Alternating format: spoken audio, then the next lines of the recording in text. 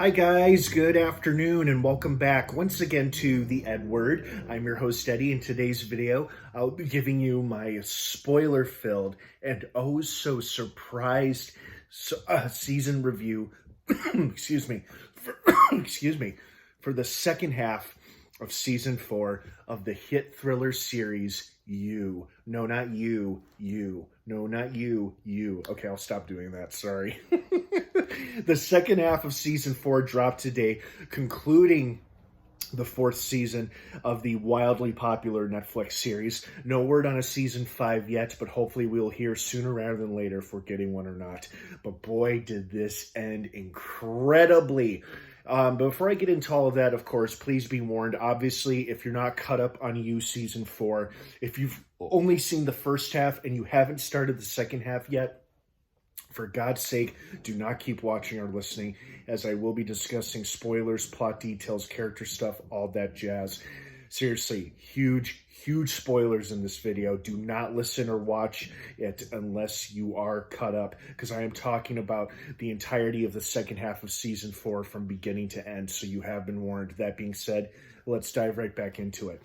First and foremost, this season is now my second favorite season after season 1. Season 1 was excellent, perfect twist on Boy Meets Girl. I liked seasons 2 and 3 just fine. I was really hoping season 4 would be something refreshing, maybe something a little different, and boy did it deliver and check off almost everything on my wish list. New love interests, new body count, new creative ways to dispose of bodies, and intriguing new plot lines. And season 4 delivered. And oh my God, those twists and turns. You know, the reveal that Joe actually was the killer in the first half of season 4, and that Reese was like his own inner darkness that he had manifested into an entirely new person. Not necessarily a new personality, but Joe is so disturbed and twisted with all the dark shit he's done and all the shit that's happened to him in his life. It would make sense that to cope with everything that he's done and everything he did during this season, that a newfound personality or a new killer would take the place. When the twist was that, oh, it really was Joe the whole time killing all those people. He really was Eat the Rich killer. And there were a couple other people who died in the season as well that weren't at Joe's hands, but a majority of them were, for one reason or another. And I absolutely enjoyed it. I thought that was such a great mindfuck.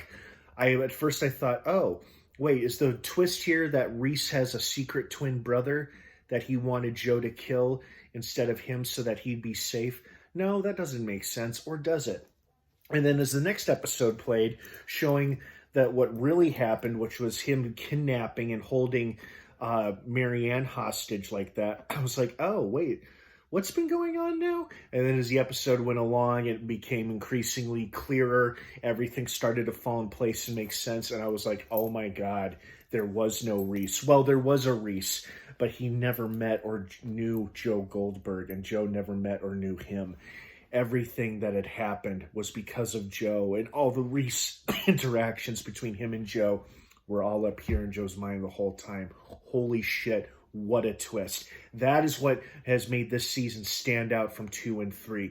It felt fresh, it felt different, it still had a great body count, creative gory kills, creative gory body disposal scenes, Joe at the front and center being our favorite anti-hero as always, or villain, however you want to characterize him. A new love interest that he's on again, back off again with, and whatnot. You know, snobby characters we absolutely cannot stand. Although, of course, I actually liked these rich snobs a lot more than I thought I would, because they were all so much more tolerable and preferable to the insufferable 40 Quinn from season 2. Oh my God, I hated 40 so much. Speaking of Quinns, I was so relieved when we realized, oh, thank God, it's a dream he's having. That's why he saw Beck. That's why we saw Love in the trailer for the second half of season 4. She wasn't alive the whole time. She is indeed dead, and it's just a part of his subconscious. Okay, thank goodness, because I was really over the whole love character and the whole love storyline by the time season 3 ended. So I'm glad that she is still dead. Nice to see Beck again, though, even though she was a ghost or whatever you want to call her in Joe's dream or whatever. And it wouldn't be you without the big old book cage. You know, it would. The show has become so iconic for so many reasons, but that goddamn glass book cage is so eerie and so synonymous with dark deeds that it would make sense to see it again. Of course, it'll pop up in the second half of this 4th season. I also loved how this could have ended. If this had ended with the intent of being the final season, I honestly would have been okay with that, because it felt like for the first time ever, Joe did truly try to break his never-ending violent cycle. Like, he finally had enough self-awareness to realize, I can't truly love someone because it always ends in death, whether it's her death or the death of other people that I get rid of in the name of love.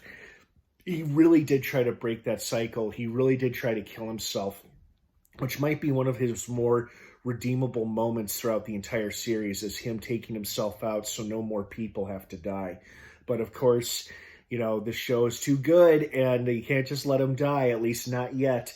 And I don't know if we'll get a 5th season or not. I sure shit hope we do. Now he's back in New York with Kate, with a substantial financial empire and a woman at his side with all the resources and money he could ever dream of, and his record once again being wiped clean. The possibilities are endless, so I'm excited for that. But man, I really enjoyed this season. I enjoyed the season so much, like season 1, which I've rewatched a couple times. I may have to rewatch season 4 again because I enjoyed it so much. I am so grateful and so satisfied that season 4 was a massive improvement over season 3. I liked season 3 just fine. It wasn't my favorite season, nor was season 2. But boy, this 4th season really was a knockout for me, and I absolutely enjoyed it, and I hope all of you did too. So what did you guys think of the second half of season 4? Did you like it? Did you hate it? Were you expecting more, expecting less? Let me know what you think down below in the comments section. Thank you so much for watching. Have a wonderful rest of your day. Season 4 is now streaming in its entirety on Netflix. Have a good one, everyone. Thanks for watching, and of course, until next time, may the Force be with you.